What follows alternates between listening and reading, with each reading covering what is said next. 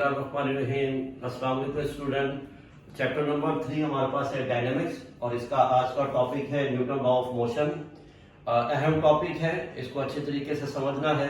सबसे पहले Newton law of motion में हम जो डिस्कस करेंगे Newton first law of motion के बारे में स्टडी करेंगे।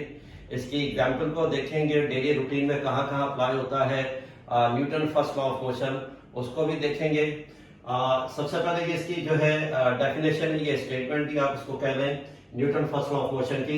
इसके अंदर लिखा हुआ है every object continuous its state of rest और of uniform motion in a straight line unless it is acted upon by an external force. अच्छा, Newton first law of motion जो है ये टू स्टेट पर, टू पार्ट के ऊपर depend करता है। एक तो हमारे पास है स्टेट ऑफ रेस्ट और सेकंड है हमारे पास uniform motion. Newton first law of motion जो है इन टू पार्ट्स के ऊपर जो है वो डिपेंड करता है। हमारी यूनिवर्स में ऑब्जेक्ट के पास टू स्टेट्स हैं, या तो ऑब्जेक्ट कंप्लीटली तौर पर रेस्ट में नजर आएगा या ऑब्जेक्ट कंप्लीटली तौर पर जो है वो मूव होता हुआ नजर आएगा। और थर्ड स्टेट ऑब्जेक्ट की है नहीं, क्योंकि या तो रेस्ट में ऑब्जेक्ट होगा या मोशन में ऑब्जेक्ट होगा। इन दोनों में से किसी एक के अंदर ऑब्जेक्ट जो होगा। अब इन दोनों पार्ट्स को हमने डिस्कस करना है कि रेस्ट में कैसे ऑब्जेक्ट होगा, यूनिफॉर्म में मोशन में कैसे ऑब्जेक्ट होगा। फिर होगा क्या कि जो ऑब्जेक्ट रेस्ट में है ये कब तक रेस्ट में रहेगा, जब तक कोई इसके ऊपर एक्सटर्नल फोर्स अप्लाई ना हो जाए। और एक ऐसा ऑब्जेक्ट जो यूनिफॉर्म मोशन में है ये कब तक यूनिफॉर्म मोशन में रहेगा, जब तक कोई एक्सटर्नल फोर्स उसके ऊपर अप्लाई ना हो जाए। तो यूनिफॉर्म मोशन वाले ऑब्जेक्ट के ऊपर जब एक्सटर्नल फोर्स लगेगी तो ये रेस्ट में आ जाएगा, यानी कि अपनी स्टेट को चेंज कर लेगा। और जो ऑब्जेक्ट रेस्ट में है इसके ऊपर एक्सटर्नल फोर्स लगेगी तो एक्सटर्नल फोर्स लगने की वजह से ये रेस्ट वाला ऑब्जेक्ट मूव करने लग जाएगा। तो हमारे पास Newton first law of motion में हम तीन चीजों को देखते हैं, रेस्ट, यूनिफॉर्म मोशन और एक्सटर्नल फोर्स। इसकी वजह से इन टू ऑब्जेक्ट की स्टेट को हम चेंज कर सकते हैं। रेस्ट वाला मोशन में आ जाएगा, मोशन वाला रेस्ट में आ जाएगा। अब इसकी हमारे पास टू एक्सप्लेनेशन है। The law consist of two part. Newton first law of motion जो है ये टू पार्ट्स के ऊपर कंसिस्ट करता है। फर्स्ट हमारे पास है रेस्ट। अब इसके अंदर लिखा हुआ a book lying on the table will remains on the same position unless someone acts some force and move it.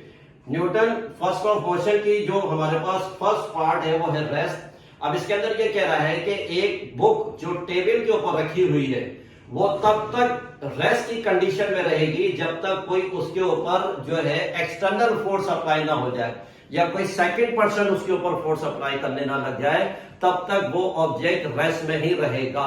जिस तरीके से मिसाल के तौर पर ये स्टूडेंट ले लें, ये बोर्ड मार्कर रेस्ट की कंडीशन में है, इसके ऊपर कोई एक्सटर्नल फोर्स नहीं लगी है, तो तब तक ये रेस्ट की कंडीशन में रहेगा जब तक ऑब्जेक्ट जो है, जब तक इसके ऊपर एक्सटर्नल फोर्स ना लग जाए। ये तो हो गई हमारे पास रेस्ट की कंडीशन में। सेकंड पार्ट जो है Newton first law of motion का वो है हमारे पास मोशन। इसके अंदर लिखा है a ball roll off on a ground we assure that ball stop after covering some distance because air resistance and friction force act upon it. अब motion के अंदर क्या होता है कि ऑब्जेक्ट जो है ग्राउंड के साथ रोल करते हुए, बॉल जो है ग्राउंड के साथ रोल करते हुए आगे की तरफ जा रही है। अब ये मोशन में है, ये मोशन में है। अब ये रुकेगी कैसे? इसके रुकने की दो वजह है।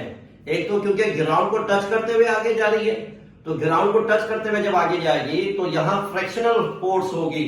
फ्रिक्शनल फोर्स की वजह से रेस्ट, मोशन से रेस्ट में आ जाएगा। फिर एक और फोर्स है वो है एयर रेजिस्टेंस, क्योंकि एयर भी इसके ऊपर अप्लाई हो रही है। एयर की फोर्स और फ्रिक्शनल फोर्स, ये दोनों फोर्स मूविंग बॉल के ऊपर लगेंगी, जिसकी वजह से मोशन वाली बॉल जो है वो रेस्ट के अंदर आ जाएगी। तो हम जो इसके अंदर स्टडी करते हैं कि रेस्ट वाला ऑब्जेक्ट मोशन में कैसे आएगा with the help of force, और मोशन वाला ऑब्जेक्ट रेस्ट में कैसे आएगा with the help of external force. तो ये टू एग्जाम्पल है, बाकी चारों तरफ हमारे पास बहुत सारे एग्जाम्पल है। ये हम देख रहे थे कि व्हाइट बोर्ड रेस्ट की कंडीशन में है, इसको मोशन में डाले, इसके ऊपर फोर्स लगा दे, तो ये हमारे सराउंडिंग में बहुत सारी एग्जाम्पल आ जाएंगी। अच्छा, Newton first law of motion या सेकंड लॉ ऑफ मोशन या थर्ड लॉ ऑफ मोशन, इसके अंदर जो हम स्टडी करते हैं तीनों के अंदर वो फोर्स और motion, force and motion, force and motion. इसके अंदर भी हम क्या कर रहे हैं, ये एक्सटर्नल फोर्स, ये फोर्स है, फिर रेस्ट और मोशन की बात कर रहे हैं। तो एक्सटर्नल फोर्स की बात होगी और फिर हमारे पास मोशन की बात होगी। ठीक है, ये तो हमारे पास है introduction about the Newton first law of motion. फिर एक और चीज है, Newton first law of motion का सेकंड नेम है हमारे पास लॉ ऑफ इनर्शिया या इनर्शिया। अब इनर्शिया को मैं रीड कर लेता, फिर उसके बाद इसको एक्सप्लेन कर लेते हैं। Inertia is the property of an object due to which it tends to continue its state of rest or uniform. Inertia is the resistance to change the state. लेकिन inertia एक स्टेट है object की, और ये inertia object को या तो rest में रखेगा या मोशन में रखेगा। अगर किसी ऑब्जेक्ट में inertia ज्यादा है तो हम क्या कहेंगे कि उसको मूव करवाना मुश्किल होगा। हम इधर सपोज कर लेते हैं कि ये हमारे पास एक बोर्ड मार्कर है, इसके ऊपर मैं फोर्स लगा रहा हूं और ये फोर्स क्या कर रही है, इस ऑब्जेक्ट को आसानी से मूव करवा रही है। तो इसका मतलब है इस वाले बोर्ड मार्कर में इनर्शिया कम है, ताकि ये एक्सटर्नल फोर्स की वजह से आसानी से मूव कर गया। ये जो व्हाइट बोर्ड है इसके ऊपर मैं फोर्स लगा रहा हूं, तो मेरी फोर्स लगाने से इसकी पोजीशन में कोई चेंज नहीं आ रहा। जब इसकी पोजीशन में चेंज नहीं आ रहा तो इसका मतलब क्या होगा कि इसका इनर्शिया ज्यादा है।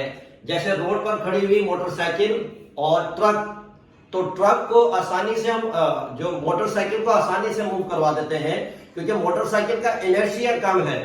और ट्रक के ऊपर अगर कोई सिंगल पर्सन उसके ऊपर फोर्स लगाता है तो वो ट्रक जो रुका हुआ है वो मूव नहीं करता। क्यों? क्योंकि उसका इनर्शिया ज्यादा है। इसको और आसान कर देता हूं, इनर्शिया का मतलब यह है कि अगर जिस ऑब्जेक्ट का मास ज्यादा होगा उसका इनर्शिया ज्यादा होगा, और जिस ऑब्जेक्ट का मास कम होगा उसका इनर्शिया कम होगा, उसको डिस्प्लेस करवाना आसान होगा।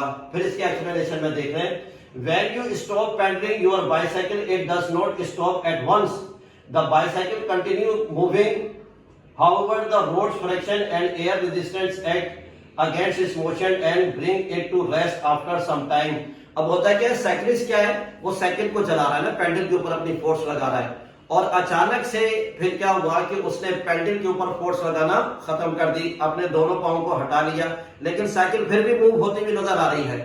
अब ये साइकिल जो है ये किस तरीके से रुकेगी, या ये तो एक जो है वो फ्रैक्शनल फोर्स, एयर रेजिस्टेंस, इसकी वजह से रुकेगी। तो साइकिल का जो अपना इनर्शिया है, मूविंग साइकिल का जो अपना इनर्शिया है, वो इनर्शिया इसको मूव करवा रहा है, और इस पेन का अपना इनर्शिया, इसके इनर्शिया ने इसको क्या किया, रेस्ट की कंडीशन में रखा है। तो इनर्शिया ऑब्जेक्ट की एक स्टेट है, या तो वो ऑब्जेक्ट को रेस्ट में रखता है या वो ऑब्जेक्ट को मूव करवाता है। फिर एक और चीज, लास्ट पॉइंट जो अहम है, कि जब भी किसी ऑब्जेक्ट के ऊपर फोर्स लगाई जाती है तो वो ऑब्जेक्ट कुछ ना कुछ रेजिस्टेंस जो है क्रिएट करता है। वो रेजिस्टेंस का क्रिएट करना ये हमारे पास क्या कहलाएगा, इनर्शिया, क्योंकि अप्लाइंग फोर्स के ऑपोजिट रेजिस्टेंस होता है, तो ये हमारे पास क्या कहलाएगा, इनर्शिया कहलाएगा। ठीक है स्टूडेंट, उम्मीद है आपको ये आज का जो टॉपिक समझ में आया होगा। अस्सलाम वालेकुम।